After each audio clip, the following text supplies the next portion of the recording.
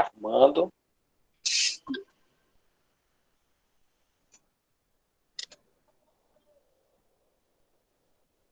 Certo.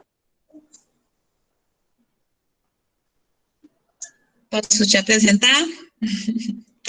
Todo mundo já te conhece? Acho que Gente, pode me apresentar. A Georgélia já está no ponto, pode começar.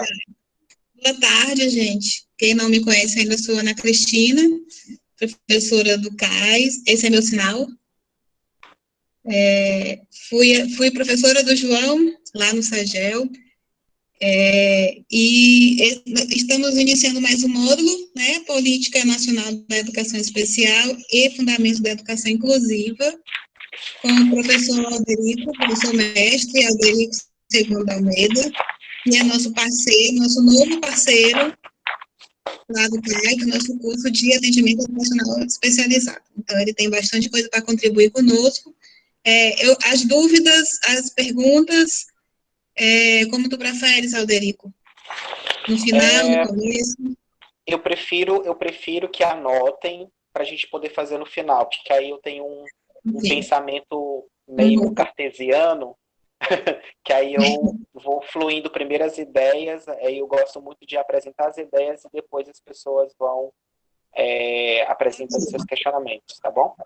Certo. Então, vocês coloquem no chat e aí a gente organiza no finalzinho para tirar as dúvidas, tá bom?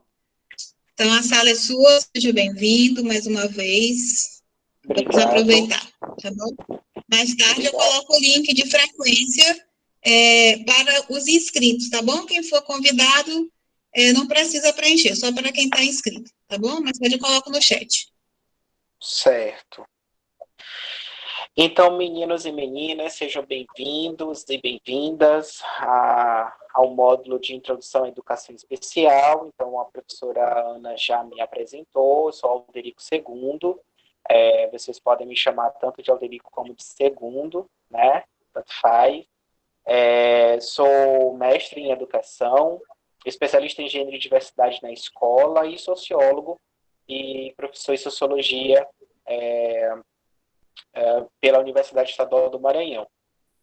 Tudo lá, né? Eu sou prata da casa lá na Universidade Estadual do Maranhão. E gostaria de conversar com vocês sobre essa disciplina, né? Apresentar para vocês o porquê da gente colocar esse primeiro módulo no curso de formação de professores. A primeira justificativa se dá porque a educação ela é um direito universal do ser humano, né, sem discriminação nem exclusão.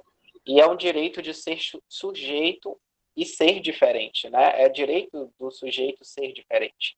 É direito de aprender a autonomia para o exercício da cidadania. É um fim em si próprio e um recurso essencial para a realização de todos os direitos humanos. E aí eu me amparo em Monteiro, 2006, e essas referências todas vocês terão mais adiante quando eu for disponibilizar o material didático para vocês, tá bom? Não se preocupem em memorizar isso agora. Vocês vão ter acesso a esses referenciais. O objetivo de nosso módulo, ele está dividido em dois momentos. O primeiro momento, hoje, né, com vocês, e depois, quarta-feira. O primeiro, a gente vai falar mais aspectos conceituais e teóricos sobre educação especial. E no segundo momento, a gente vai especificamente tratar sobre as políticas de educação especial e educação inclusiva aqui no Brasil. Então, o objetivo geral de nosso módulo é compreender a educação inclusiva e especial como um princípio e processo de construção no contexto da escola, e como objetivos específicos, diferenciar conceitos básicos para a educação especial, historicizar a educação especial, identificar as políticas públicas que regem o Brasil, identificar as políticas públicas que regem o Maranhão, instrumentalizar-se por meio de conhecimentos teóricos e metodológicos para o trabalho pedagógico com as diferenças, objetivando a adoção de uma prática inclusiva de ações intencionais e éticas, vislumbrando a permanência do educando com deficiência. Portanto, a gente, no final desse nosso encontro de hoje, vamos ter contato com propostas pedagógicas, tá? Nós fomos cobrados logo no encontro presencial sobre e a prática, né? Que é o que tanto interessa. Depois a gente vai falar sobre a prática. E Ana, só desliga seu microfone, por gentileza. Isso, obrigado. Então, o primeiro passo são os fundamentos da educação especial, né? E esse estudo que a gente convencionou nomear como Introdução à Educação Especial, ele possibilita a realização de um exercício de análise dos pressupostos teóricos voltados à compreensão do campo educacional, tomando como referência conhecimentos históricos, filosóficos e sociológicos, produzidos em diferentes contextos da educação, voltada para pessoas com necessidades especiais e com deficiência, ou seja, a chamada educação inclusiva especial. E aí, nesse caso, pode-se considerar que um olhar atento para os fundamentos da educação especial possibilita analisar esse campo de saber de modo que possamos perguntar sobre como passamos a significá-lo, a partir de que referenciais, crenças, pensamentos, possibilitando pensar em diferentes formas de estabelecer relações sociais, culturais, políticas e educacionais com os sujeitos que constituem seu público-alvo. E a gente vai ver especificamente isso mais adiante. Portanto, o nosso primeiro passo aqui é refletir sobre o que entendemos por educação, história, filosofia e sociologia. E aí eu estou me fundamentando em Chauí, Marilena Chauí, que também será disponibilizado para vocês. E aí a primeira noção é pensar a educação. A educação, que ao ver, é dividida em dois parâmetros, né? De um lado, a educação ela é entendida como a ideia de conduzir, né? Conferir uma direção, preparar. E, por outro lado, a ideia de oferta, doação, que alimenta, né? Possibilitar o crescimento. Então, a educação, ela permite dois caminhos, o da condução, o da direção, do preparo e também da oferta, do alimento e do crescimento. Tal atitude permite que interroguemos de que maneira nos relacionamos com coisas, pessoas e situações em nossa vida, negando-as, aceitando-as, avaliando-as, afirmando-as. Com isso, temos condição de buscar, na área da educação especial, uma postura indagadora e problematizadora, que não se limita ao senso comum, já que nossa vida cotidiana é toda feita de crenças silenciosas, de aceitação, de evidências que nunca questionamos, porque nos parecem naturais e óbvias. Portanto, aqui a gente vai tentar desconstruir conceitos. Eu sei que não é um processo muito fácil, mas nessa formação continuada a gente vai tentar aqui desnaturalizar algumas coisas viciadas, né, e viciantes dentro da educação, e particularmente dentro da educação especial. E aí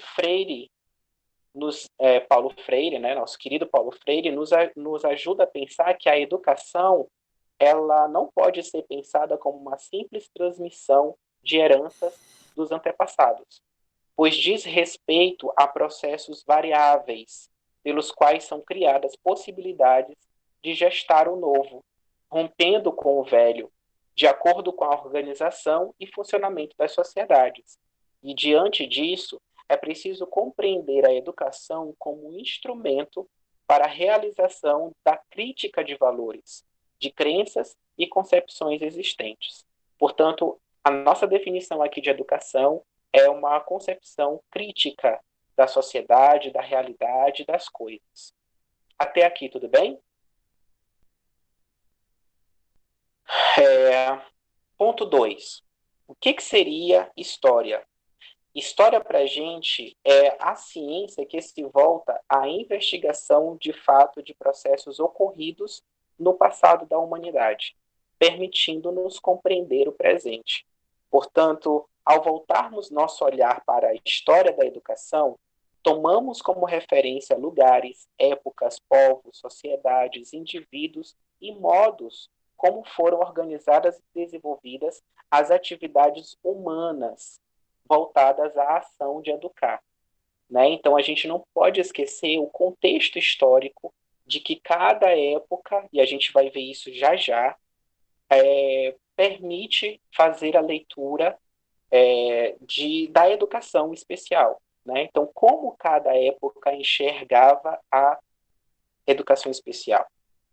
E aí eu me amparo em Cambi, que diz que a história da educação facilita a percepção e os movimentos teóricos em torno da compreensão de como historicizar a educação. Então, esse termo ele foi desenvolvido por Cambi, e vocês vão ter acesso a isso, tá bom? Também.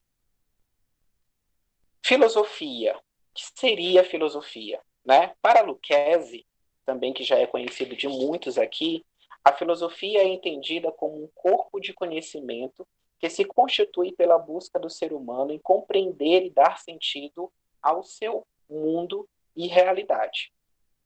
O entendimento do mundo expresso pelo conhecimento filosófico permite ao ser humano compreender sua existência e direcionar sua ação em variadas dimensões. Nesse sentido, Saviani nos ajuda a pensar que a filosofia da educação só será mesmo indispensável à formação do educador se ela for encarada, tal como estamos propondo, como uma reflexão radical, rigorosa e de conjunto sobre problemas que a realidade educacional apresenta.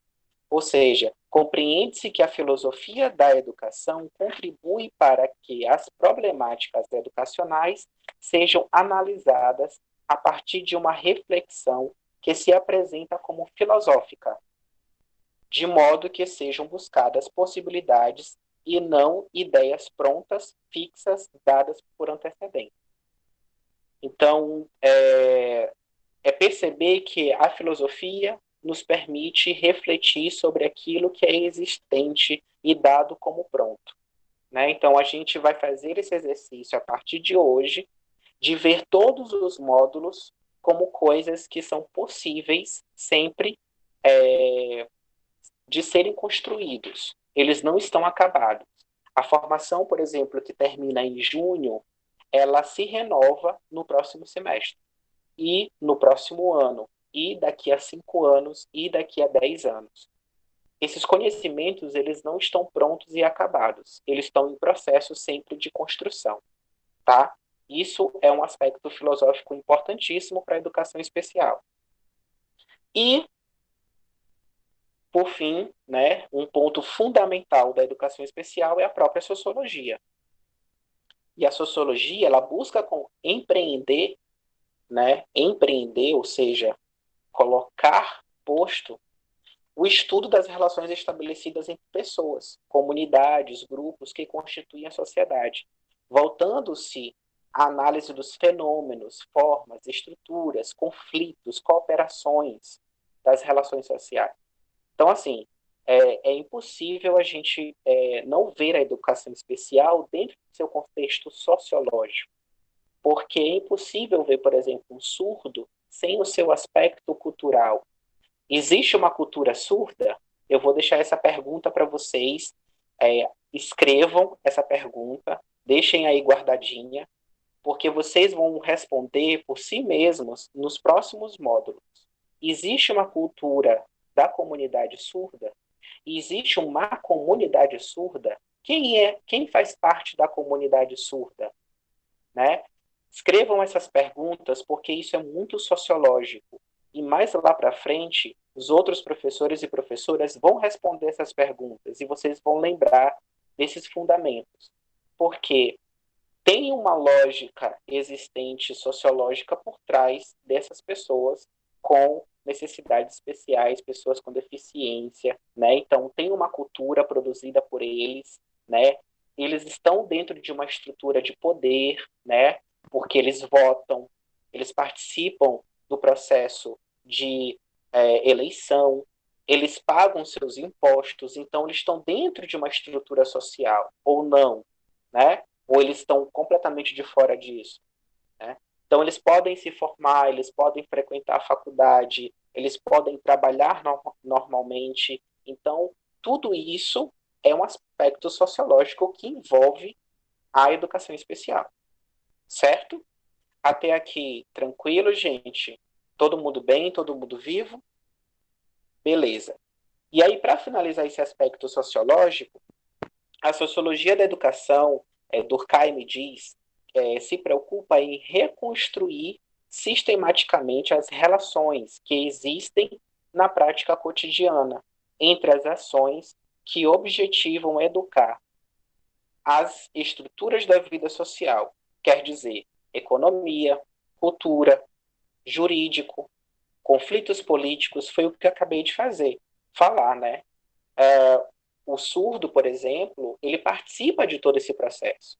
O cego, ele participa de todo esse processo. O autista também, e por aí vai. Então, essas pessoas, elas estão dentro de estruturas sociais, tá bom?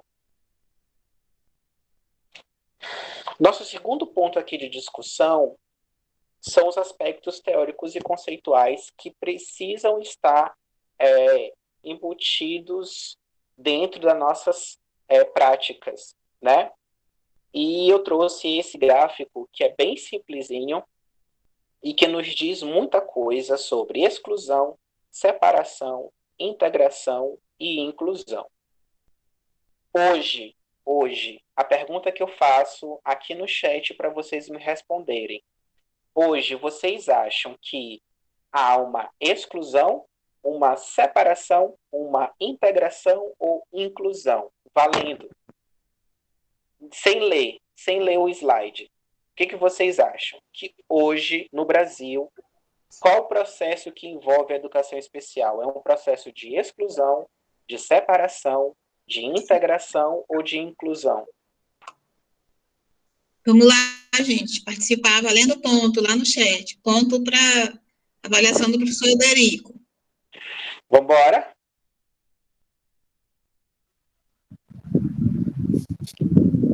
No chat. Responda no chat. Que eu tô de olho aqui.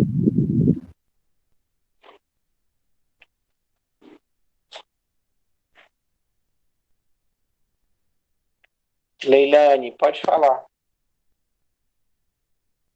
Luciana, há situações de integração e inclusão. Que mais? Só Luciana? Leilane. Cláudia, na verdade é para ser inclusão. Era para ser inclusão, mas com o MEC propondo salas especiais, vamos ter exclusão. Tayane, inclusão. Inclusão e exclusão, dependendo das condições das. Hoje, atualmente, o que existe é um processo de exclusão, né? As pessoas com necessidades não estão inseridas em nenhum tipo de ensino. Há uma tentativa de retrocesso do sistema de educação especial para excluir totalmente essas pessoas. Há uma tentativa, né, de exclusão dentro da política de educação especial. Por enquanto, o que nós observamos é um processo de separação, né? Por quê? Por que separação? Porque as pessoas com necessidades especiais, elas estão inseridas nas escolas especiais, né?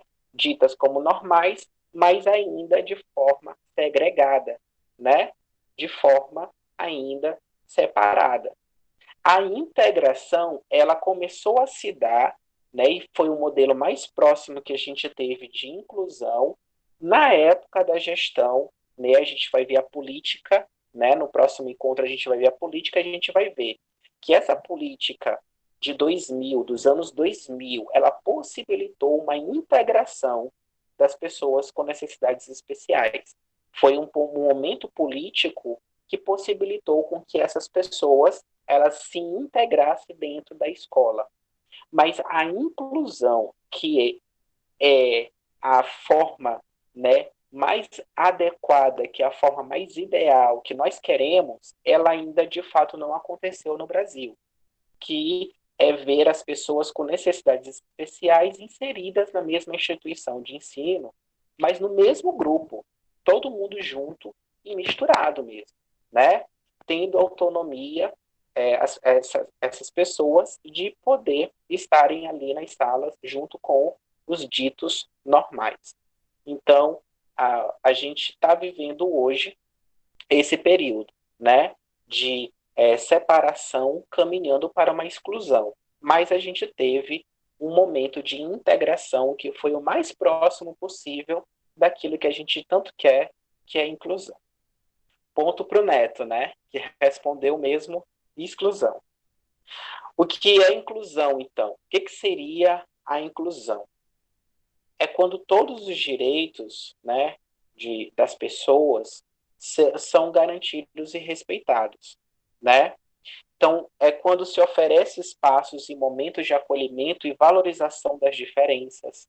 É preciso que a gente entenda que ser diferente é ser normal. As diferenças, elas nos constroem enquanto pessoas, tá? Mesmo a tentativa de dizer que, por exemplo, todo preto é igual, será que todo preto é igual? Há uma discussão sobre isso, né? Sobre essa questão da paleta de cores. Existem pretos mais claros, pretos mais escuros, então nem todo preto é igual. Assim como nem toda mulher é igual. Hoje é Dia Internacional da Mulher, mas as mulheres, elas são iguais? Elas são todas, elas são frágeis, né? Será que todas as mulheres são delicadas? Todas as mulheres brincam de boneca? Todas as mulheres gostam de usar vestido? Todas as mulheres gostam de rosa? Então, o que faz as mulheres serem diferentes? Então, quando as diferenças, elas tornam-se valor social e não problema. Então, não tem problema nenhum a mulher querer usar uma roupa masculina. Não tem problema nenhum na escola alguém ir de turbante, né? Não tem problema nenhum alguém usar a roupa que convém, sabe?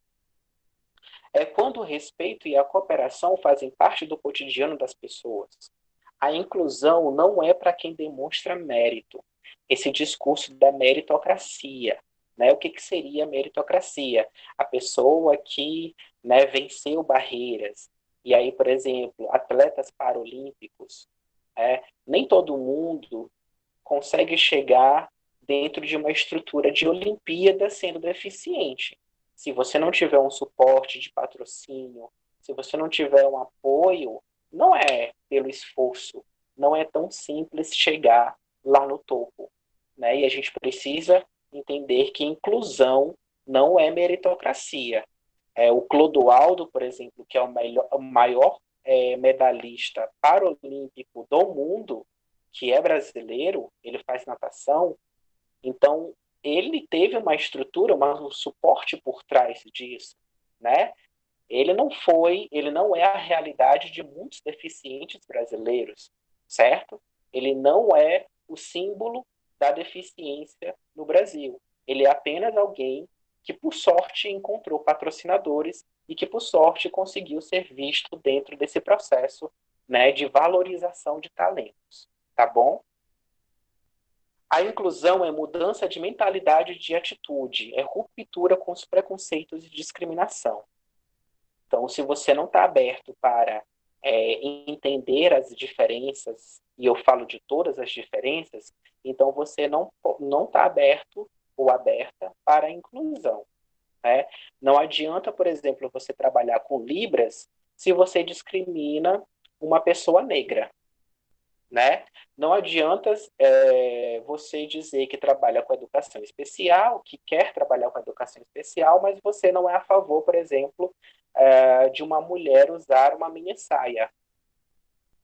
Não adianta você estar aqui na educação especial e você dizer que não gosta de homossexual, porque todo esse discurso ele é exclusivo, não é inclusivo, entende?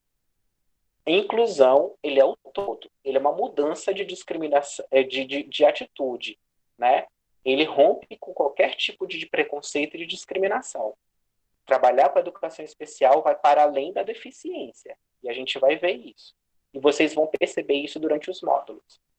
A lógica da inclusão repousa no reconhecimento das diferenças e na pluralidade existente na vida, tá? Até aqui tranquilo? Então vamos respirar e ver o que seria essa deficiência dentro desse campo mais específico da educação especial. Aqui a gente tem duas linhas de pensamento, uma mais biomédica e a outra mais social.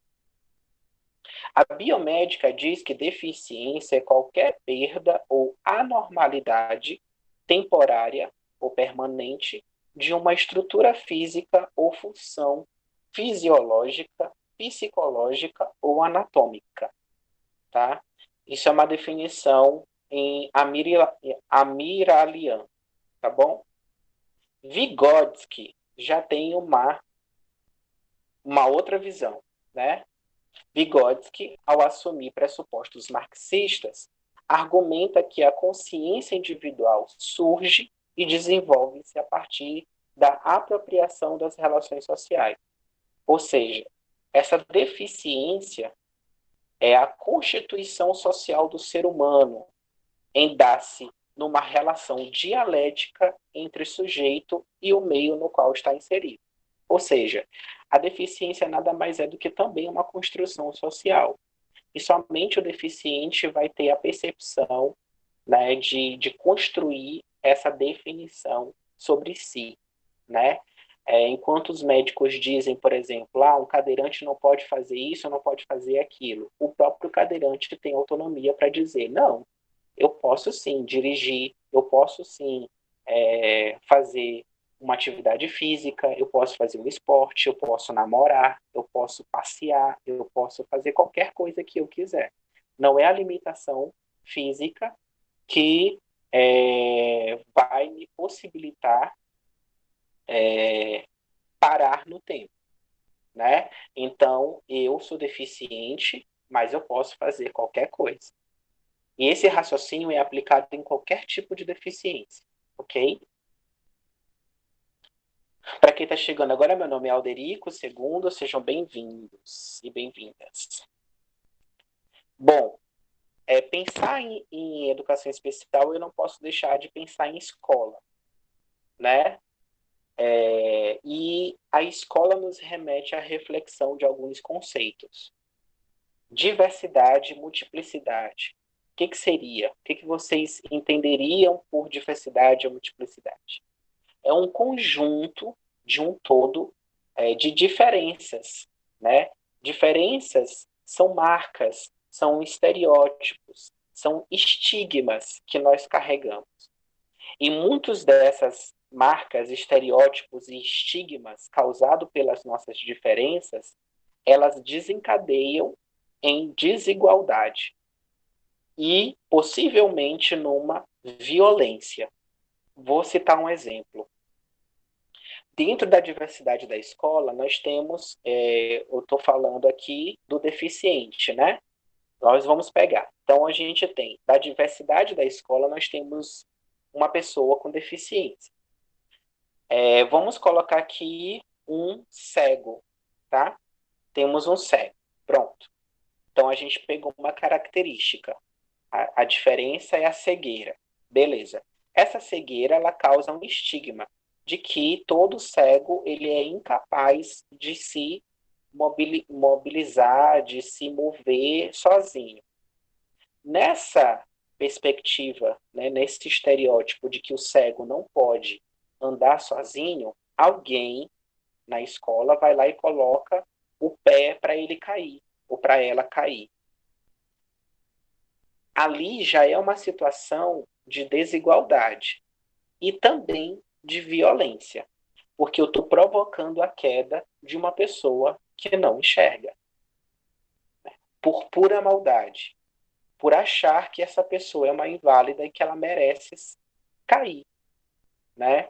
Então, esses conceitos, eles norteiam muito desse paradigma da escola, né? Então, essas diferenças, essas marcas que todos nós carregamos, algumas em maior, outros em pequena quantidade, mas vamos pensar, por exemplo, eu já tive um aluno que era cego, preto e homossexual dentro da escola, carregando três estigmas, né? Três estereótipos. Então imagina como era sofrida a vida desse menino lá na escola. Então ele era cercado por desigualdades que era física, que era de gênero, que era de raça, e ele era provocado por essas desigualdades. Ou seja, ele era todo dia tinha relato de violência contra ele. De alguma forma, os colegas, né, ou mesmo até os professores, faziam maldades, perversidades que geravam violência com essa pessoa. E a gente precisa estar atento a esses conceitos que, na prática, eles existem e como existem, tá bom? E aí, o que, que seria educação especial? A educação especial é uma modalidade de ensino que perpassa por todos os níveis, etapas e modalidades da educação básica e superior. Tá? Realiza o atendimento educacional especializado, que a professora Ana vai falar com mais propriedade e com mais enfoque. Disponibiliza os recursos e serviços que orienta alunos e professores quanto à utilização desses recursos no processo de ensino e aprendizagem nas turmas comuns do ensino regular. Então, a educação especial é essa complexidade toda de lidar com as diferenças em todos os módulos e etapas da educação básica e superior. Até aqui, algum problema, gente? Vão escrevendo aí, se tiver muito rápido, sinalizem para mim. Os intérpretes, eu não estou vendo vocês pelo computador, aqui no celular também não consigo ver, mas qualquer coisa, se eu estiver falando muito rápido, sinalizem aqui no chat para mim. Vou avançar. Nessa perspectiva, então, histórica, que é o nosso terceiro ponto, a gente começa mesmo lá da pré-história. A gente começa do começo, né, como diria. E lá na pré-história, as pessoas deficientes eram abandonadas em ambientes agrestes, perigosos, que contribuíam para sua morte. E aí a gente imagina isso como uma questão de sobrevivência, visto que eram nômades, sobreviventes da caça e da pesca. Então, de acordo com as pesquisas antropológicas, as pessoas que nasciam com alguma deformidade eram abandonadas. Isso se via muito entre as comunidades indígenas, né? Se vocês aprofundarem um pouco a leitura, vocês vão ver que as comunidades indígenas, no período colonial aqui no Brasil, ainda tinham esse comportamento. É óbvio que a gente não vai julgar esse comportamento porque é como um comportamento cultural. Era uma questão de sobrevivência. Essas tribos, essas sociedades, elas tinham uma forma de viver antes da colonização e que essa forma deve ser respeitada por todos nós. Na antiguidade, isso já no início da civilização ocidental, em Esparta e Atenas, as crianças com deficiências física, sensorial ou mental eram consideradas sub-humanas, o que legitimava a sua eliminação e abandono. E tal prática era coerente com os ideais atléticos de beleza e classistas. Já tinha um aspecto mais narcisista aqui. E para quem gosta de filme, a gente pode acompanhar isso em 300, quando lá a gente tem um deficiente, né? A gente tem uma pessoa com deficiência física, ele é meio corcunda, ele tem os olhos, né, fora do local, de eixo, e ele parece ser assustador para as pessoas lá do local, mas ele queria ser um guerreiro, né? Mas ele foi abandonado pelos pais, ele foi criado no vilarejo como um serviçal mas ele queria ser um guerreiro, ele sempre quis ser um guerreiro. Né? Então fica a dica aí desse filme 300, que fala um pouco sobre esse aspecto espartano de ser. E aí alguns desses bebês que já nasciam com essa deficiência, eles eram lançados de alto de rochedo.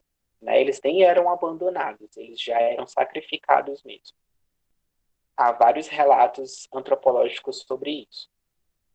Na Idade Média, com o cristianismo, as pessoas elas ganharam um pouco de alma, né? E aí abandonar e eliminar não podia. A Igreja Católica ela condenava essa prática, né? E aí fica a dica de mais um filme que é o Corcunda de Notre Dame, que também é uma pessoa com deficiência que fica na Catedral de Notre Dame em Paris, e durante toda a vida dele, ele foi criado por um padre, e ele era o sacristão da igreja, ou seja, o auxiliar do padre, né? Ele cuidava de tudo, até que ele se apaixona por uma cigana, né? E aí tudo muda. Ele não podia sair da igreja, ele não podia namorar ninguém, ele não podia conhecer o mundo porque era proibido. Né? Não podia matar ele, mas também não podia deixar ele fazer absolutamente nada. Então fica a dica de mais um filme chamado Corcunda de Notre Dame. Martinho Lutero, com a reforma da igreja, já passa a ver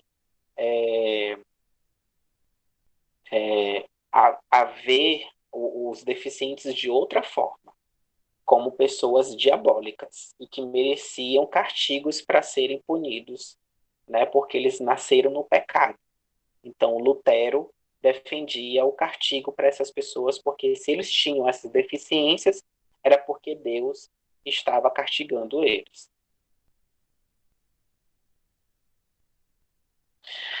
A Igreja Católica, ela teve uma culpa, mais uma culpa dos seus processos de Inquisição. Muitas pessoas foram sacrificadas, queimadas vivas, nessa época da Inquisição Católica.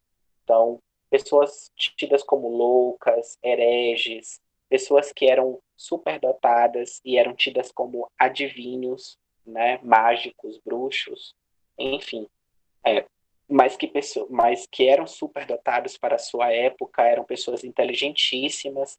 Essas pessoas elas foram mortas, assassinadas pela Igreja Católica durante essa época, tá? Foi o Malleus Maleficarum, no período de 1482, que aí eles estavam caracterizados como feiticeiros, como os bruxos, né? E quem nascia com alguma patologia ou com algo fora do comum, daquilo que as pessoas esperam, eram tidas como feiticeiros e bruxos, ou como a marca do demônio, né? Também tem um filme interessantíssimo que fala sobre isso, chamado A Bruxa, tá? Já na Idade Moderna, chegando já aqui próximo da gente, as novas leis definem a loucura e a idiotia como enfermidade. Já não é mais um castigo divino, nem a marca do demônio, mas algo biomédico, né? Já registrado como enfermidade, como um produto de infortúnios naturais, com o objetivo de disciplinar a administração de bens e heranças dessas pessoas. Ou seja, como essas pessoas também tinham riquezas, para poder herdar isso, tinha que registrar como enfermidade, né? Porque se você sacrificasse essas pessoas, você perderia também todo o patrimônio. Então, ali começa a questão da propriedade privada, né? E Locke, que é um dos contratualistas, né, filósofos que nos ajudam a pensar a propriedade privada, ele propõe que o conceito de mente seja compreendido como uma página em branco, possível de ser preenchidas com programas sistemáticos de educação, ou seja, a tábula rasa. Né? Para Locke, nós somos um papel em branco e basta que outras pessoas com conhecimento, né, pessoas que detenham de um certo saber, nos transmita esse conhecimento para que a gente nos torne algo. Então, essas enfermidades, elas são passíveis de serem tratadas, porque essas pessoas com deficiência são tábulas rasas, são pessoas vazias, né, de acordo com Locke, e que precisam ser preenchidas. E para isso existem outras pessoas para cuidar delas. São os tutores. E aí, já que na Idade Contemporânea, a partir do século XIX, essa questão da deficiência, da educação especial, ela ainda não se fala em educação especial, né? Mas o século XIX foi marcado pelo trabalho de vários autores, como Itard, né? Ele apresentou o primeiro programa sistemático de educação especial, em 1800. Então, a primeira ideia de educação especial nasce a partir desse programa sistemático proposto por Itard. E Pestalozzi, que vocês conhecem pelas fundações, né, Pestalozzi, ele propõe que o ensino escolar deveria propiciar o desenvolvimento de cada um em 3 campos: o da faculdade de conhecer, o de desenvolver habilidades manuais e de desenvolver atitudes e valores morais. Então, o sujeito, ele perpassa 3 campos primordiais, e isso se aplica dentro da educação especial. Ele precisa conhecer, ele precisa desenvolver habilidades manuais, seja qual for, e ele precisa desenvolver atitudes e valores morais. Ou seja, não é porque você é deficiente que você é privado de moralidade, ou seja, de saber como se comportar, por exemplo. Então, o princípio de respeitar alguém também tem que ser ensinado para uma pessoa com deficiência, porque ela vai compreender. Não é porque ela é deficiente que ela não vai é, aprender a respeitar os pais, por exemplo. Ah, tadinho, não, deixa ele fazer o que quiser. Para o Pestalozzi, não. Não deixa ele fazer o que quiser. Ele precisa aprender um sistema de valor, né? Não é porque ele é o surdo que ele vai ser tratado como coitadinho. Ele também vai aprender a respeitar os seus pais, entende? Então é esse o princípio de valores e atitudes morais. E aí, a partir daí, da Idade Contemporânea, não só da Idade Contemporânea, mas durante toda a história, a gente percebe que a escola ela se caracteriza pela visão da educação que delimita a escolarização como privilégio de um grupo. Nessa imagem vocês estão vendo um garotinho tentando chegar à escola, mas entre ele e a escola tem uma ponte. Essa ponte ela está suspensa, né? Ele possivelmente não tem um braço, né, que possui uma mobilidade para puxar essa ponte. E se ele entrar na água, tem um jacaré esperando por ele. Então, tem toda uma dificuldade para que ele tenha acesso a essa escola. E eu achei essa charge muito provocativa para que a gente possa pensar a escola, a partir de hoje, como um local de inclusão e não de exclusão, certo?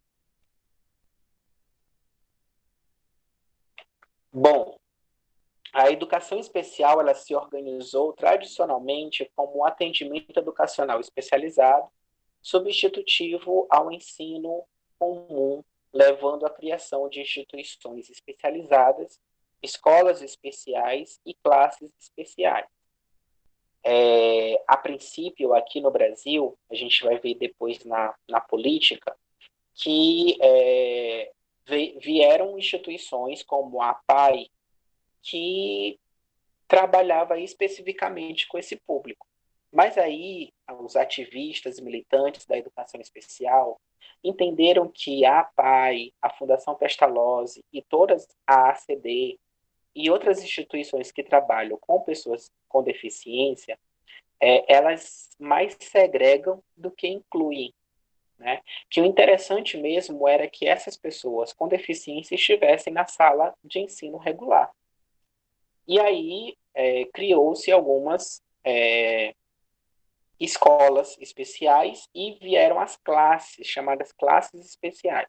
Dentro da escola, pegava-se todos os deficientes e colocava dentro de uma sala. E isso ainda continuava como uma questão de segregação e não de inclusão, porque esses alunos eles eram separados dos outros. Né? Os alunos especiais eram separados dos ditos normais. E aí o que acontece? Criou-se, né, a sala de atendimento, né, multifuncional, a sala de recurso, que nós chamamos apenas de sala de recurso.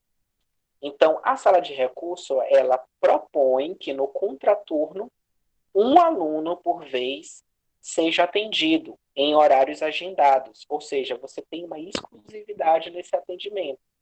E que esse aluno, no seu turno regular, esteja inserido numa sala com os outros alunos. Então, ele vai vir para a escola durante 2 turnos. Por exemplo, de manhã ele estuda e à tarde ele vem fazer o acompanhamento na sala de recurso multifuncional. A professora Ana Cristina vai explicar muito bem sobre isso lá na sala de recurso especificamente. Mas hoje é assim que funciona a educação especial dentro das escolas de ensino regular. E aí a gente chega no nosso quarto ponto, penúltimo ponto, tá?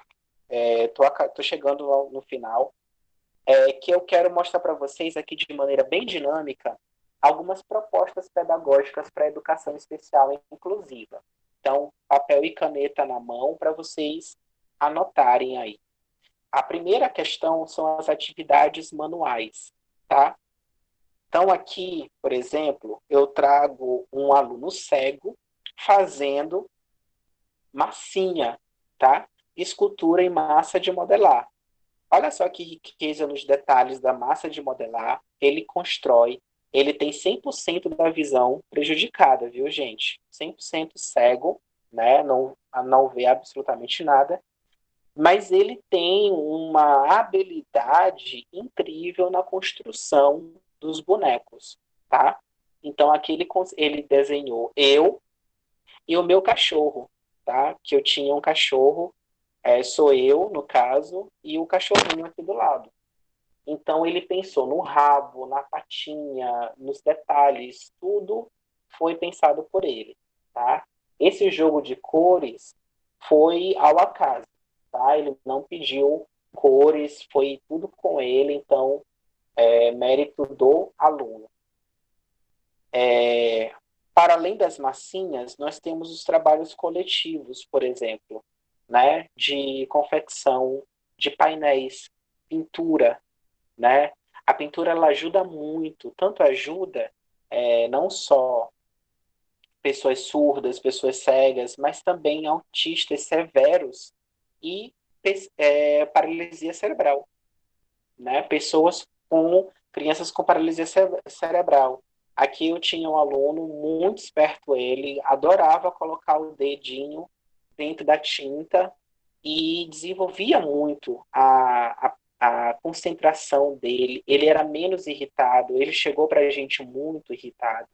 Ele se zangava com qualquer coisa, não comia direito, não falava direito, pois com a gente, a partir dessas habilidades manuais, ele conseguiu se acalmar mais, ele conseguiu sorrir, e aí esse foi o registro foi no período natalino, e a gente estava fazendo cartão de Natal para os pais. Eles estavam fazendo cartão de Natal para os próprios pais e mães. E aí ele estava fazendo o dele, né? A gente estava ajudando, e ele fazendo, e ele deu um sorrisão, né? Esse sorrisão já é um sinal de que está tudo tranquilo, está tudo bem, dentro desse processo de habilidades manuais. Outra proposta de atividades manuais é o brincar, né? Aqui eu estou com um aluno Down, né? Ele tem síndrome de Down, mas ama brincar. E a brincadeira preferida era a brincadeira de luta, né? De super-heróis. Então a gente construiu, ele montou a própria espada com Lego, né? Com bloquinhos, e a gente começou a brincar. o brincar ali faz a diferença, porque dentro de casa ninguém brincava com ele, né? Então, ele também chegou muito calado para a gente, muito tímido, arredio, um pouco violento. E aí isso as coisas foram mudando pelo simples fato de brincar, da gente colocar um tapete no chão e ir mesmo para o chão com os alunos e brincar, né? Fazendo com que esses alunos montem seus próprios brinquedos, enfim. Outro eixo são as atividades literárias. A literatura também ajuda muito na construção é, da educação especial. E aqui foi um momento de folclore, foi na Semana do Folclore, a gente pegou as alunas, essa aluna autista, ela se fantasiou de Yara, ela tinha muita dificuldade de se vestir, em querer se expor, por exemplo, de querer tirar foto, ela tinha vergonha, mas no dia que ela colocou a roupinha de sereia, nossa, ela ficou uma outra pessoa. E a gente envolveu toda a escola. A gente levou eles para o pátio, né, e fez uma contação de histórias lá no pátio envolvendo todos os alunos. A gente chamou eles para a quadra, né, e fizemos uma contação de história. Estou eu aqui contando historinhas do folclore brasileiro. Primeiro foram elas, fizeram uma dança e tudo mais, e depois a gente entrou com algumas histórias para contar para todo mundo. O teatro e a dança, como eu falei agora há pouco, eles ajudam também, né? É o nosso terceiro eixo, o teatro e a dança. Aqui foi uma quadrilha feita misturada, tá bom? Não foi uma quadrilha só, a gente não queria fazer uma atividade somente da sala de recursos, a gente queria misturar mesmo, então a gente misturou alunos do ensino regular com alunos especiais, né? A nossa noiva ali que vocês estão vendo é uma aluna autista, né? O pai dela não é da sala de recurso e todos os brincantes ali estão misturados. Eu também estou ali no meio, chapéu de boi. Aqui foi uma encenação no 7 de setembro, tá? Também misturamos os alunos da sala de recursos com os alunos do ensino regular, tá bom? De todas as escolas. Aqui a gente tem uma paralisia cerebral, né? Puxando aqui a comissão de frente da escola, junto com outros alunos especiais, sendo baliza e um trazendo o escudo da escola. Né? Para tomar esse escudo depois do Arthur, foi uma confusão, gente, que ele não queria devolver mais. Aí eu disse assim, leva para casa, mãe, que depois a gente pega, né? Ele não queria devolver porque ele ficou encantado, que foi a primeira vez que ele saiu numa avenida no meio de todo mundo e todo mundo acenando para ele, dando beijo, ele tirando foto, ele se sentiu uma celebridade. Ele estava bonitão, né? E é isso. Aí temos aqui a atividade 4, que é um eixo de vídeo e cinema, que também serve para a formação de professores, tá bom? Eu já deixei um link para vocês com sugestão de filmes lá no grupo, tá bom?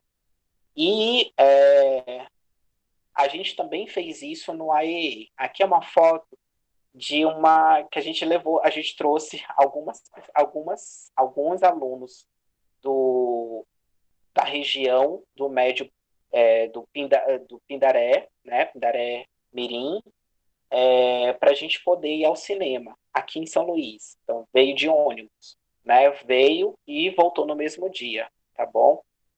Então, é incrível, dá para você fazer isso dentro da sua sala de recurso.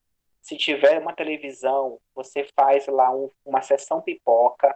Eu sugiro colocar um tapete no chão, colocar todo mundo bem à vontade e fazer uma sessão pipoca com qualquer filme, desenho de preferência, que eles amam desenho, né?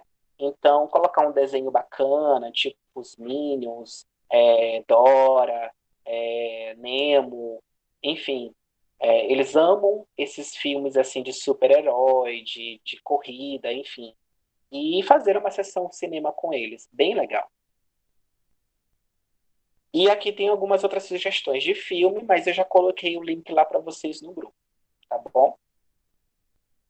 Bom, Alderico, você está falando até agora de atividades, de coisas contextualizadas na sala de aula. E nesse momento de pandemia, né? O que a gente faz com esse momento de pandemia? Bom, eu trouxe 2 artigos para vocês, né, darem uma olhada. São artigos bem recentes, bem confiáveis, de sites da Nova Escola, que eu particularmente gosto muito da Nova Escola. Ela tem artigos assim muito legais. E tem o da UOL, né, numa experiência lá no Rio Grande do Sul. Né? Então, esses links também vão ser disponibilizados para vocês. O que eu posso adiantar dessas matérias, o que elas nos ensinam, é que é o momento mesmo de se recriar, tá? Essa educação especial, é possível acontecer à distância, tá? É possível desde que haja um consenso entre escola, família e professores, tá? Esses alunos, eles não podem estar abandonados nesse momento de pandemia. Não é porque não têm acesso, que eles têm dificuldade, que eles não podem ter acesso à internet, tá? As suas limitações, elas não se prendem a isso. Então, cabe ao pai, à mãe, fazer esse intermédio entre os seus filhos em casa e a escola. Então, em linhas gerais, mas tem outras coisas também, em linhas gerais, é, é hora da gente repensar a educação especial, principalmente nesse período de pandemia.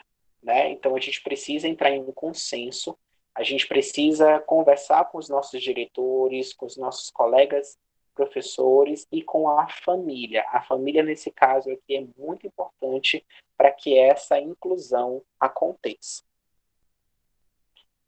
Bom, e aí eu deixo uma atividade para vocês desse primeiro momento da gente, tá? Essa atividade também vai para vocês ainda hoje lá no grupo, tá bom? Não fiquem preocupados com isso agora. O que eu quero? De acordo com o primeiro momento desse módulo, escreva em 2 laudas, tá? 2 laudas, sua compreensão sobre a educação especial inclusiva e faça o link com a sua prática profissional, sugerindo no texto de que maneira você pode contribuir para a construção desse campo do conhecimento. Então, bom, eu aprendi hoje com o professor Alderico um monte de coisa. O que esse monte de coisa pode me ajuda a pensar a minha prática docente, né, já que nós estamos num curso de formação. Então, mas eu não trabalho na escola, eu sou só um estudante. O que eu, como estudante, posso contribuir? Ah, mas eu trabalho no direito. O que eu, lá no direito, posso contribuir? Né? Então, de que maneira tudo isso que foi posto hoje vai me ajudar a ser um bom profissional aonde eu estou falando de educação especial? E como é que eu posso contribuir com a minha profissão para a educação especial? Então, é muita coisa para se escrever, né?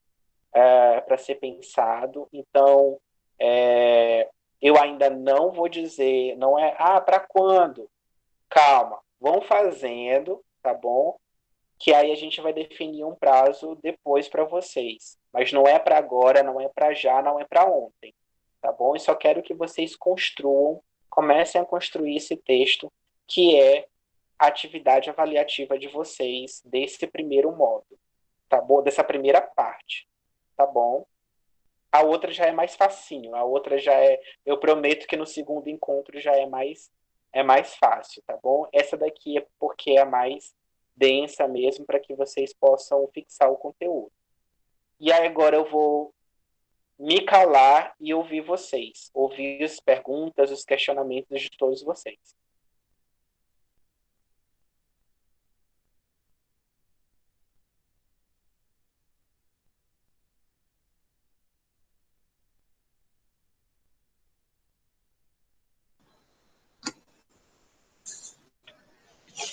E aí, gente, alguma pergunta, alguma dúvida?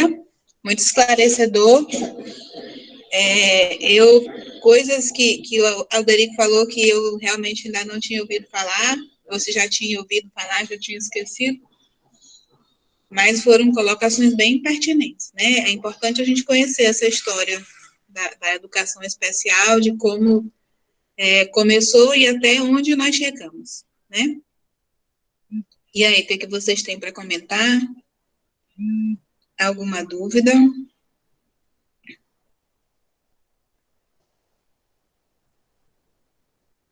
Vamos, gente, vamos perguntar porque o assunto foi denso. Tem muita coisa.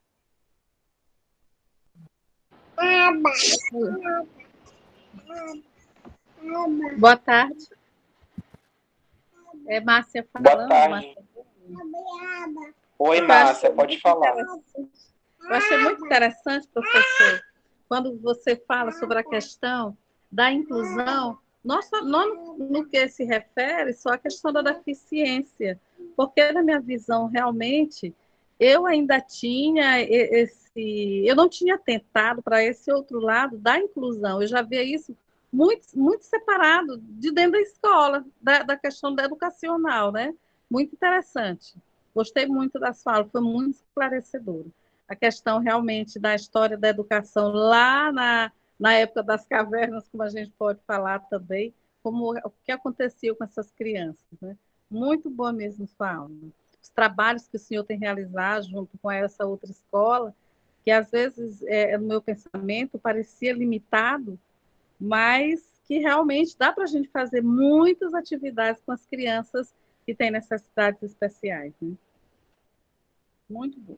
Obrigada, professor. Foi uma tarde realmente de aprendizado, tá? Muito bom, Márcia. Professor, eu queria tirar uma dúvida. O senhor passou uma Diga. atividade aí para fazer, né?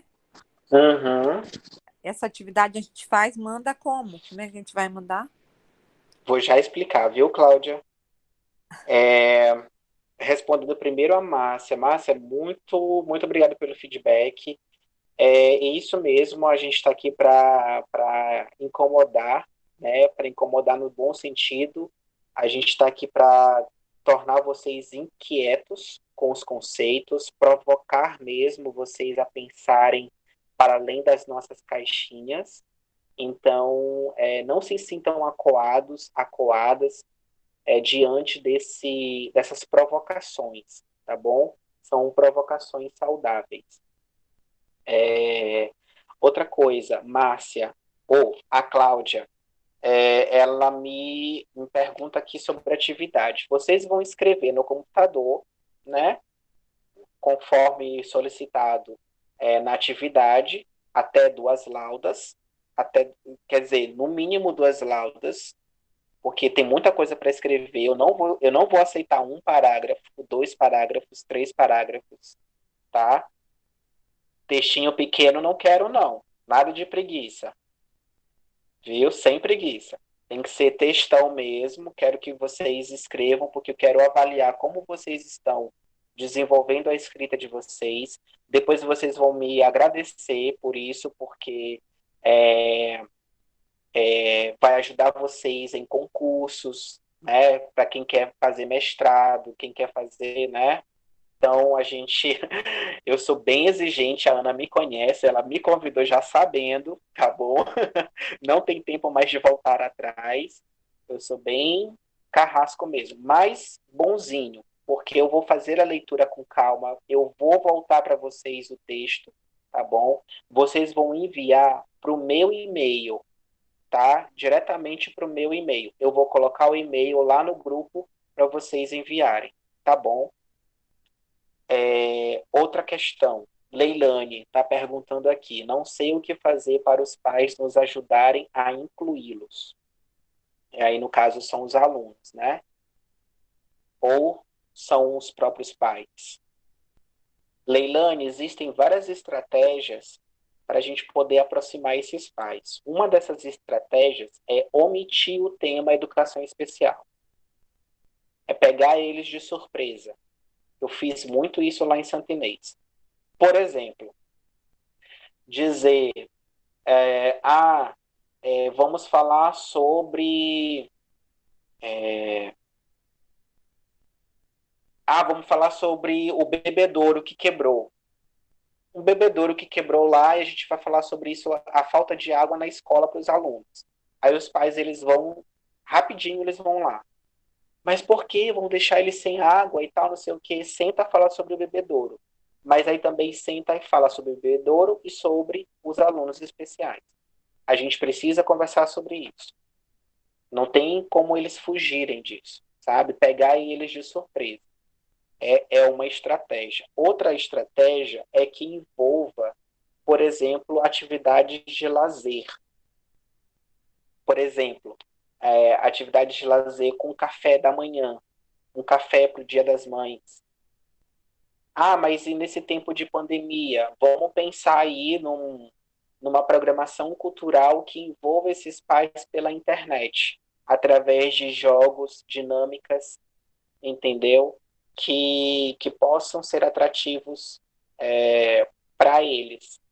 Eles querem muito, por exemplo, o que eu vou fazer com meu filho em casa, né, na prática. E vocês têm muito disso, né? Vocês querem, mas na prática, e na prática, como é que funciona? Existem vários jogos disponíveis na internet que vocês podem pesquisar, né? Vocês podem mesmo fazer um trabalho de pesquisa e disponibilizar esses jogos para que os pais possam fazer em casa com seus filhos. Ou vocês mesmo podem fazer oficinas de, como a Ana vai fazer no final com vocês, de tecnologia assistiva, de pegar materiais e transformar em brinquedos junto com os filhos. Então, vocês vão ensinar os pais a brincar com os filhos especiais.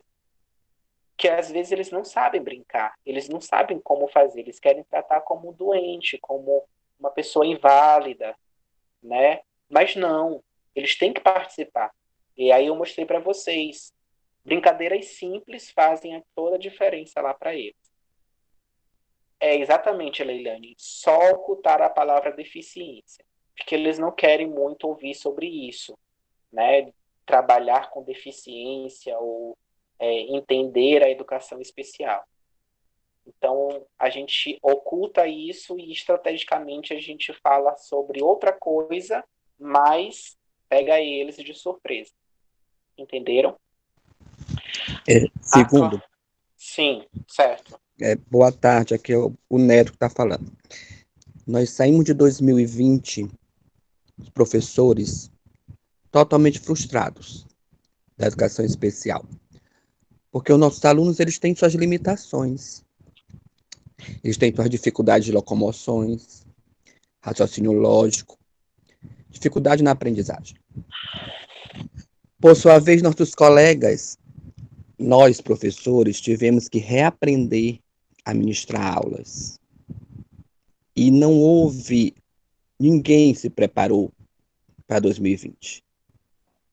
Ninguém estava preparado para essa mudança tão brusca.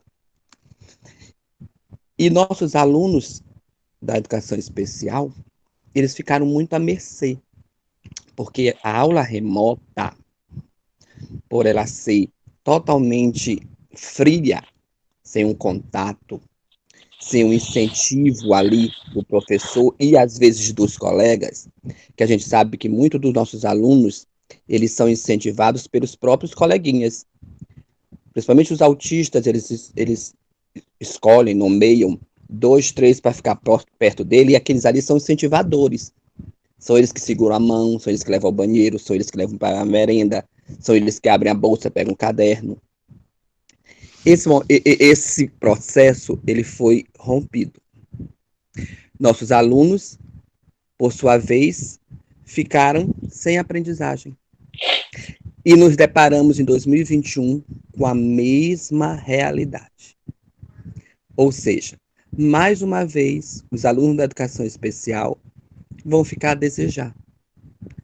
Porque eles não conseguem, eles não têm essa capacidade, pelo menos a maioria, de prosseguir o processo ensino-aprendizagem no ensino remoto. Eles necessitam desse calor humano, até porque a gente sabe o quanto eles são carinhosos, o quanto eles são diferentes uns dos outros. Então, fica aqui a pergunta. Aqueles que eram portadores de deficiência ao longo do processo histórico, os loucos, né, da Idade Média, que foram queimados em fogueiras, mais uma vez, nós estamos excluindo, mais uma vez a gente está queimando como um processo de inquisição esses alunos. E o que fazer? Nós que temos essa bandeira de luta, nós que temos todo esse olhar carinhoso pelos nossos alunos, por esse grupo de seres humanos, o que fazer para amenizar essa problemática do ensino remoto? É muito boa a tua colocação, Neto, muito pertinente, por sinal, e atualíssima. A minha sugestão, diante desse cenário, era conversar primeiro com a direção da escola e com os demais professores do ensino regular. E essa conversa tem que ser somente puxando o tema da educação especial. De que forma? Diretora e colegas, a gente tem alunos, nós temos alunos especiais nessa escola, certo? E a gente não vai deixá-los na mão. O que a gente poderia fazer para não deixá-los na mão nesse momento?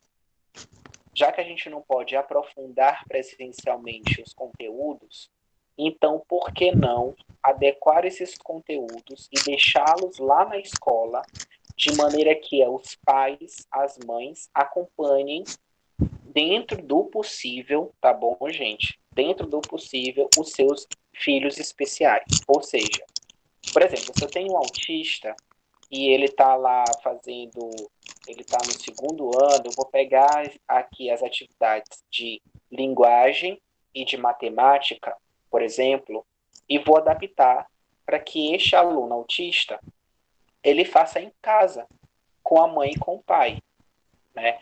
Porque, já que não pode ficar na escola, ao menos buscar as atividades, pode.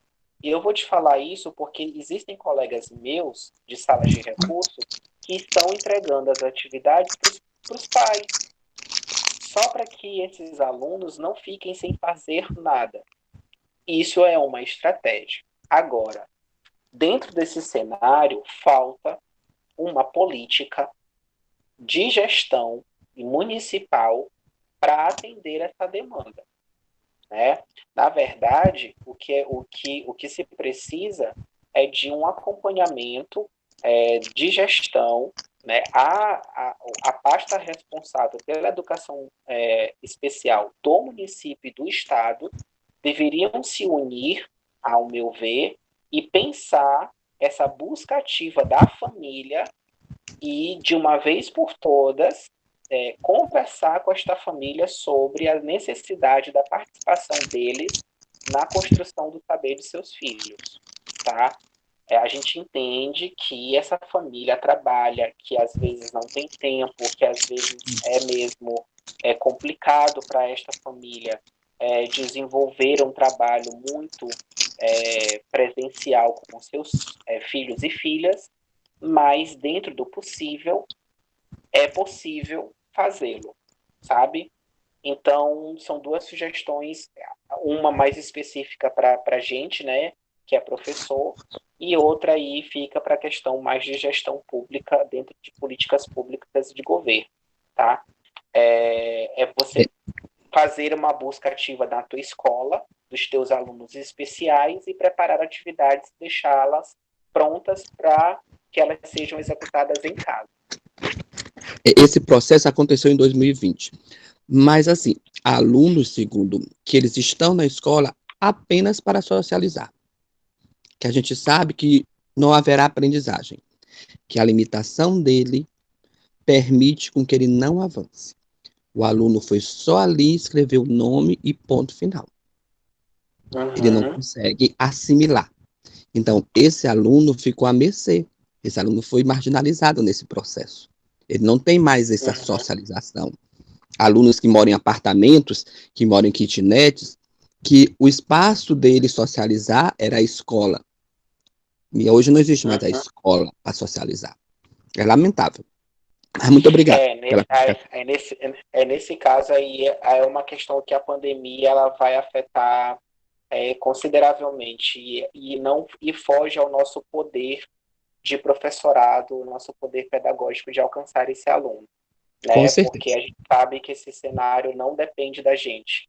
E aí é uma resposta um tanto quanto mesmo fria e seca de que diante desse cenário de socialização, infelizmente esses alunos eles vão ficar sem acompanhamento, como deveria. Mas no caso dos outros que podem desenvolver atividades, é possível a gente preparar e adaptar, né, essas atividades para que eles possam fazer em casa. Alguém levantou a mão aqui para poder falar. Eu gostaria que você se pronunciasse, porque eu não vi quem é. Eu só vi aqui a mãozinha.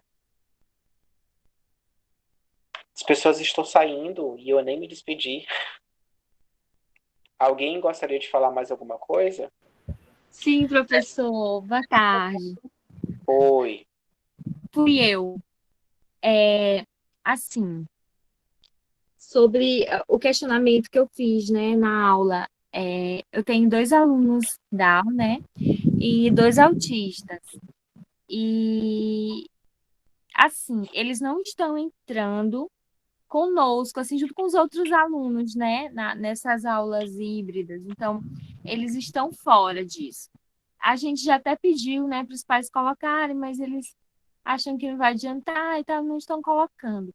Até que, na verdade, tem um que ele não fala, né? Ele fica só sentadinho todo o tempo, não tem assim, só fala e, aliás, só anda e fica sentadinho. Ele não fala, ele não se movimenta muito. E a gente está um pouco assim com dificuldade. Eu, né, na verdade, fico muito triste porque eu queria incluí-los, né? Mas realmente, quando ele estava na sala de aula, a gente tinha que estar ali com ele, assim, junto, assim, perto, para poder colocá-lo para fazer alguma coisa, montar alguma coisa, encaixar alguma coisa. Mas, assim, com essa distância, só se o pai, a mãe ou o responsável que estiver em casa para poder realizar, né, algum tipo de atividade para interagir. Mas tá tão complicado, eu não sei o que fazer. Sem falar que é uma aula cansativa. A gente está entrando 8 e encerrando 11h30. Então, tá muito cansativo, né? Assim, pela tela, a vista cansa, a mente cansa. Exato. Aí é pensar a redução desse aluno diante dessa tela. Como eu falei para vocês, de pensar atividades adequadas a cada aluno. Essa a nossa função lá na sala de recursos. É pensar atividades adequadas para cada aluno. Então, assim, esse aluno já tem uma dificuldade de concentração, então eu vou pensar em atividades mais dinâmicas para não cansá-lo, né? E vou deixá-lo lá disponível. A mãe e o pai têm dificuldade, então eu vou conversar com a mãe e com o pai e explicar como fazer essa atividade, né? Mãe, pai, olha aqui, vem cá, é facinho, deixa eu te dizer, é o pontilhado, tem que pegar a mãozinha dele e deixar ver se ele faz sozinho, o pontilhado, e tem que seguir a linha. Então eu vou disponibilizar de algumas cópias, e aí você tem que conversar com a direção da tua escola, né? Eu vou deixar algumas atividades lá na direção da escola, e a senhora ou o senhor vai lá e busca, né? As atividades e trabalhe isso com o seu filho ou filha, entendeu? Então, uma atividade já para um surdo, já tem que ser pensado uma outra coisa. É uma atividade para um cego, tem que ser pensado uma outra coisa. Cada aluno acompanhado pela sala de recurso tem uma especificidade. Portanto, cada aluno tem uma atividade diferente, tá, Leilane? Então, não deixar a peteca cair e não deixar desanimar diante desse cenário da pandemia. Esses alunos precisam da gente para continuar existindo e resistindo.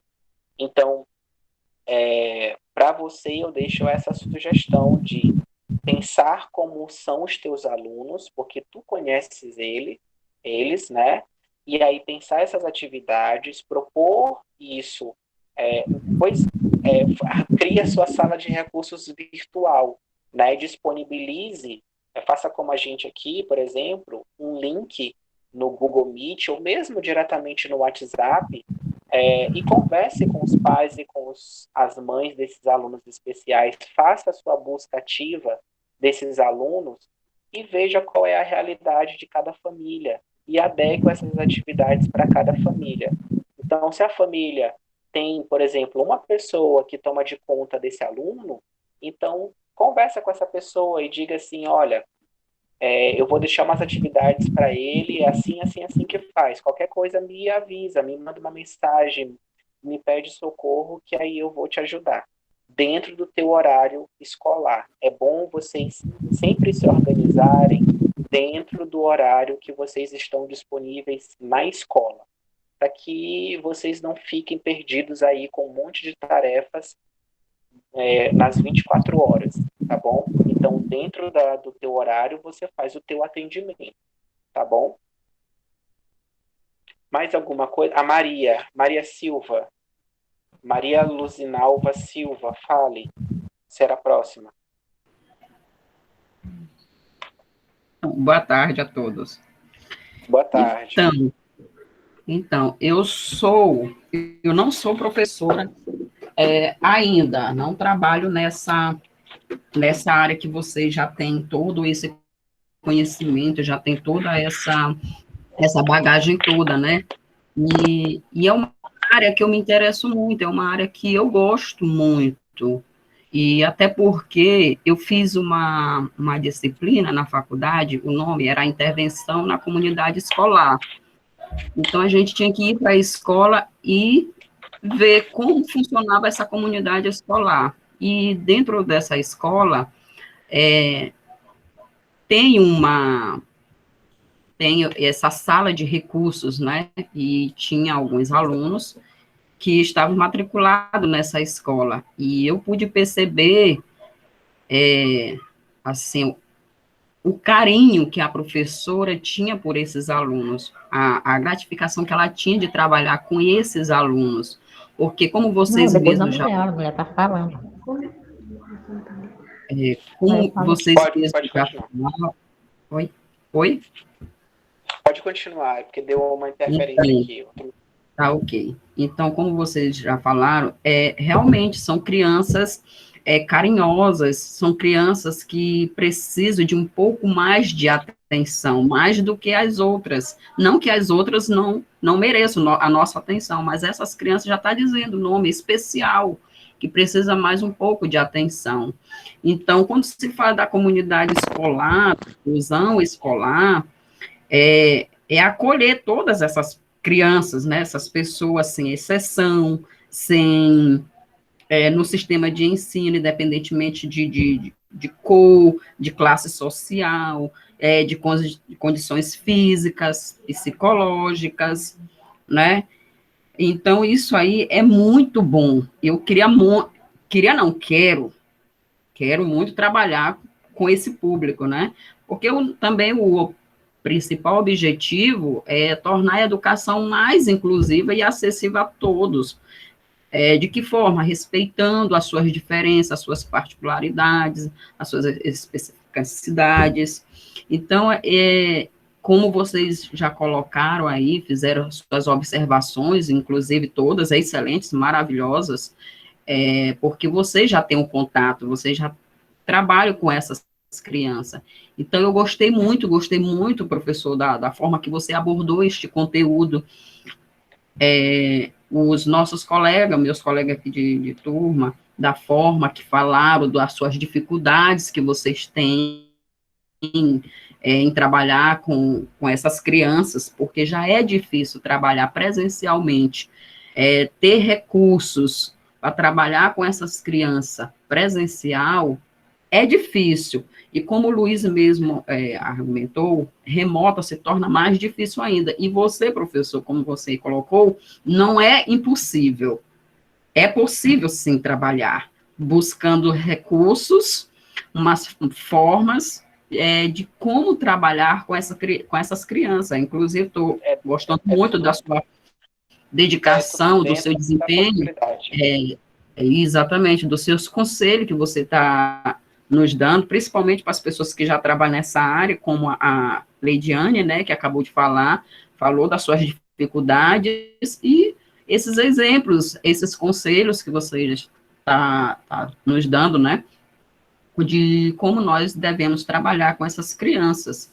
É interessante, muito bom mesmo, o conteúdo excelente, todas as observações que os meus colegas fizeram também foram maravilhosos. Todos vocês estão de parabéns, só pelo fato de vocês trabalharem com esse público, já é muito gratificante.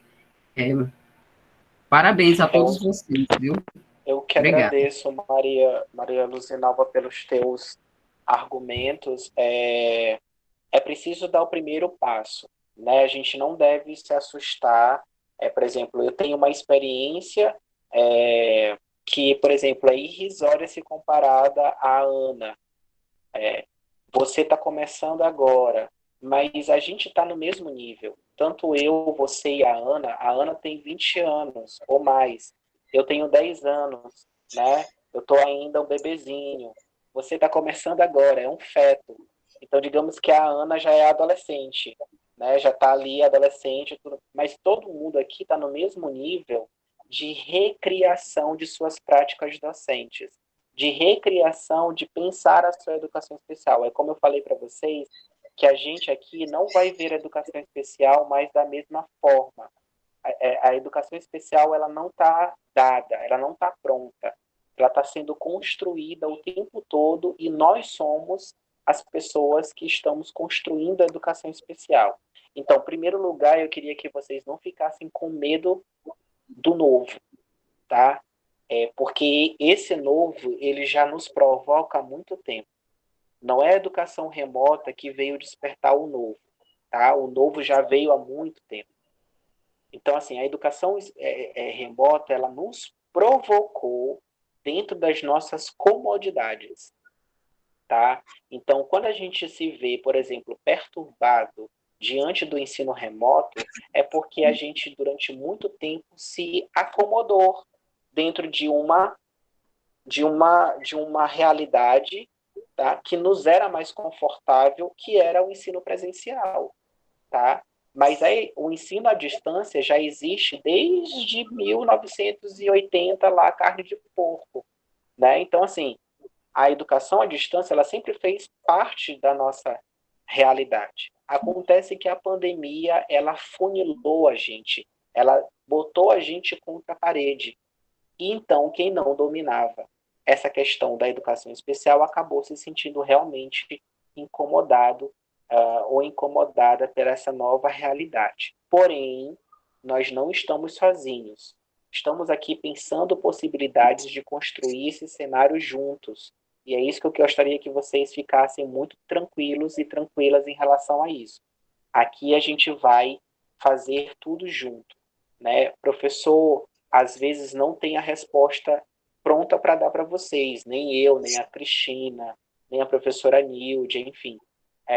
A gente vai atrás dessas respostas, a gente vai pensar novos desafios, né? Mas não se entreguem, não se deixem amedrontar por esse novo cenário, tá bom? Porque a gente vai encontrar formas de fazer essa educação especial acontecer, mesmo que remotamente. A Ana quer falar alguma coisa? Só porque tu falaste da experiência, né, que eu acho que é Leilane, que a aluna dela, os alunos não estão entrando na aula online. Eu trabalho com duas realidades distintas, né, EJA e educação especial, em atendimento educacional especializado, com aula online. Então, o que aconteceu? Eu vou falar da realidade do atendimento educacional especializado. Os dois alunos que eu atendo lá no CAS, na sala de recurso, têm múltipla deficiência. Eles têm baixa visão, 30% só de um olho, né, visão monocular e ainda é baixa visão, surdez e deficiência intelectual.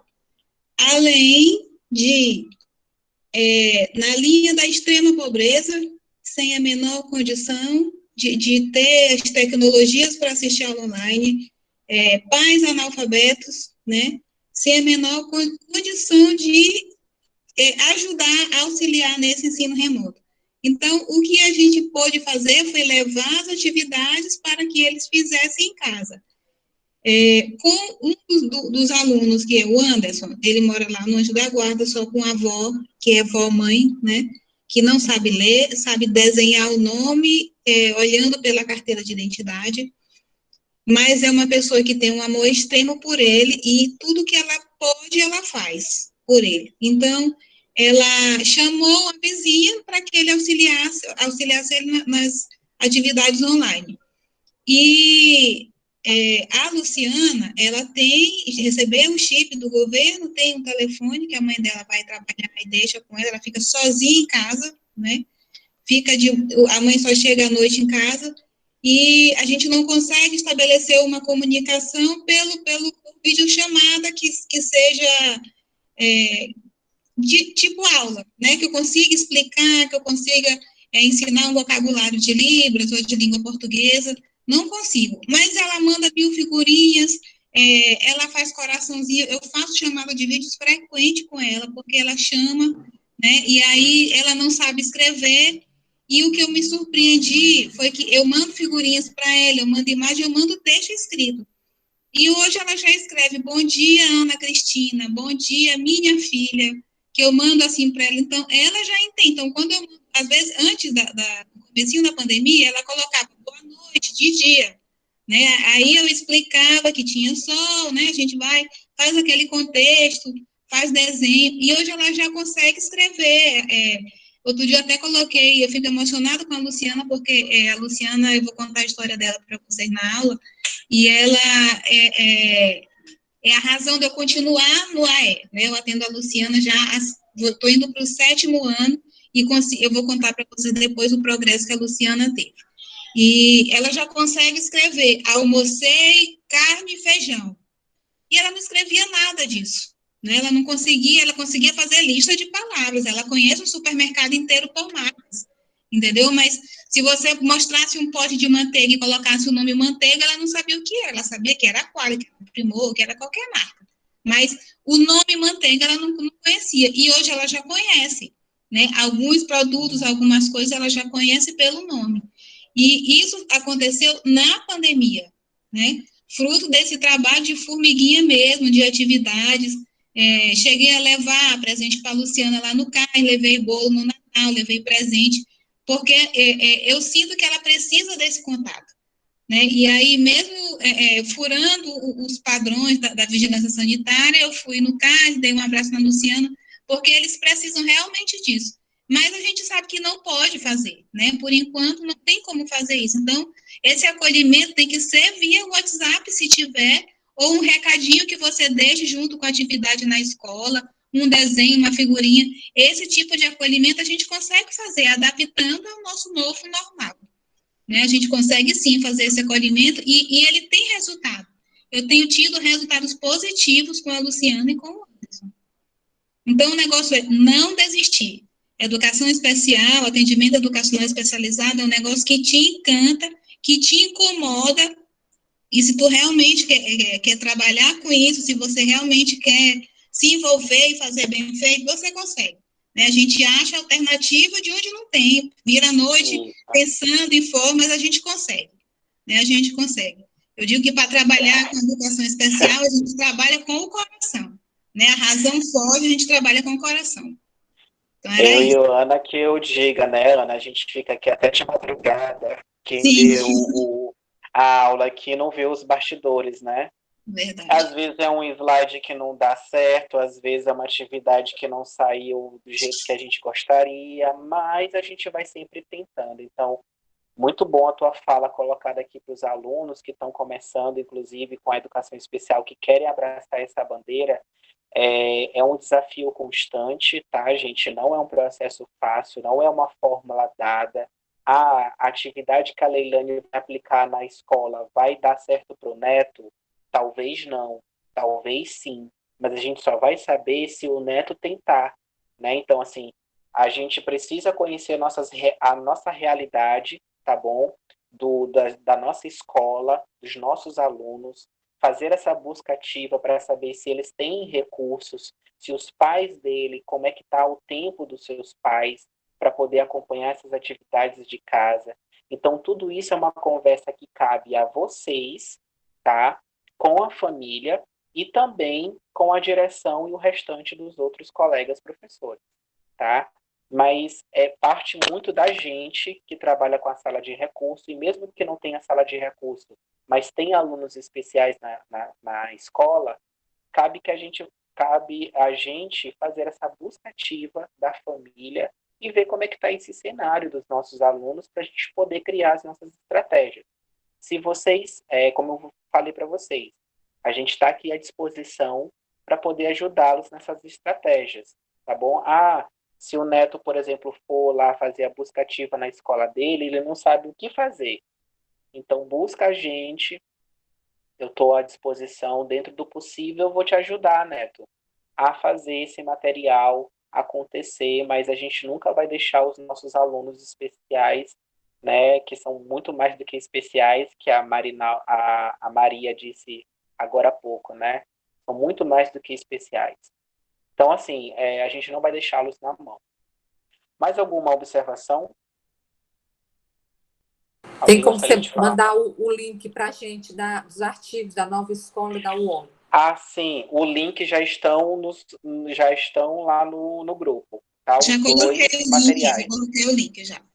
E a atividade, eu botei um print, já está lá no grupo. A atividade está printada, está lá no grupo, tá bom? Os links estão lá no grupo. Okay. Que mais? Depois eu vou disponibilizar todo o slide para vocês, com as referências bibliográficas para vocês estudarem, tá bom? No finalzinho eu vou disponibilizar os 2 slides para vocês, que é dessa aula de hoje e da aula de quarta-feira, tá bom? Com os referenciais teóricos, tá bom? Para vocês estudarem, buscarem e tudo mais. Que mais? Alguém gostaria? Não? E aí, Ana? Podemos finalizar, se ninguém tem mais nada para perguntar, se não tem mais alguma dúvida. A gente agradece a participação de todos. Peraí. Quais deficiências são indicadas para a sala de recurso?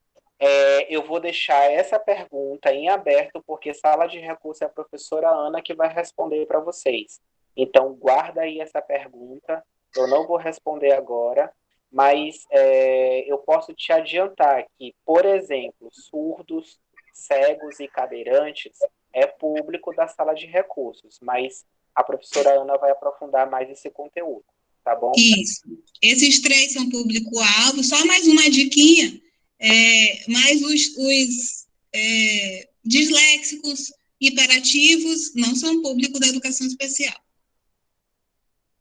Tá bom? Hiperativo não é. Hiperativo, a não ser que ele esteja junto, não. Por exemplo, um autista hiperativo é. Isso. Mas o deficiência múltipla. Não. Isso, exatamente, né? Pois um beijo, meus amores, vamos estudar, tá bom? Até quarta-feira. Vejo vocês.